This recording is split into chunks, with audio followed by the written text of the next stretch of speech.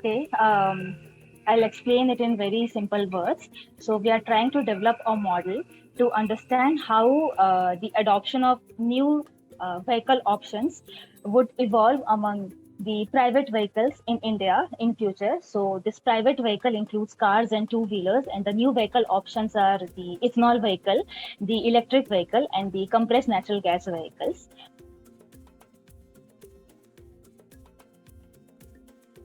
So India is the third largest greenhouse gas emitting country in the world, and to achieve emission reduction targets, especially for NDCs, adoption of sustainable transportation is very much essential. Okay. The road transport sector of India emits 85% of total transport sector's emission, which is a very significant share. The growing population and urbanization is expected to, because of the growing population and urbanization, the private vehicle ownership is expected to increase exponentially in future. Okay. Therefore, adoption of sustainable transport options, especially for private vehicle, is very important. With regards to this, Indian government has planned to achieve 20% ethanol blending in gasoline by 2025 and 30% electric vehicle penetration in new sales by 2030.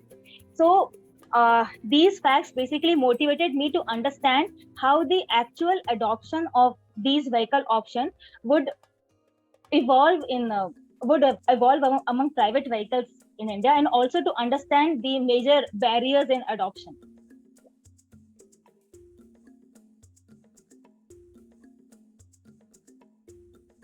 So according to me, the major hindrance towards adoption of sustainable vehicle options in India are lack of sufficient charging infrastructure for electric vehicle and very long charging time for electric vehicles. So basically, for an electric car, it takes about 8 to 10 hours to charge completely, and that's a very long time. That makes this option very inconvenient.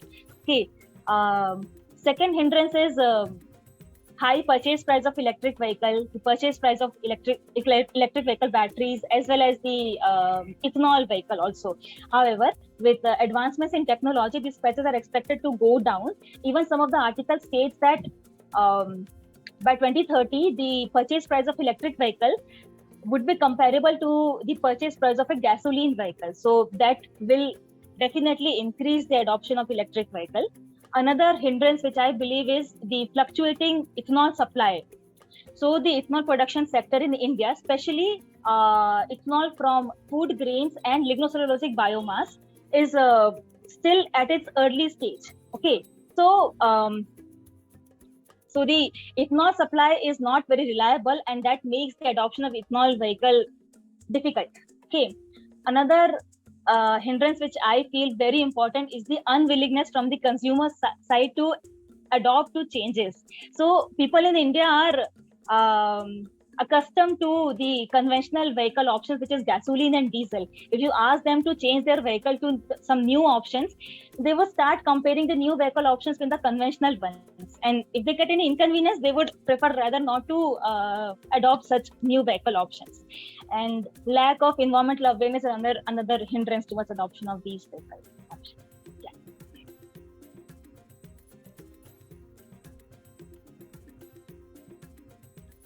Okay. So our model has captured the important dynamics of the system, including the fuel supply and demand dynamics, the dynamics of ownership cost to the annual demand for each of the vehicle options, the technological dynamics which affects the purchase price, the battery cost, the improvement in charging technology, the infrastructure development, and all of these dynamics together, all of these factors together, it helps making the model near to a real world scenario. All right. So when you have a tool like that, you can obviously so this model basically gives you one of the many possibilities of what will happen in future in terms of adoption of these vehicle options. Also, using this model, you can understand the barriers towards adoption of these vehicle options.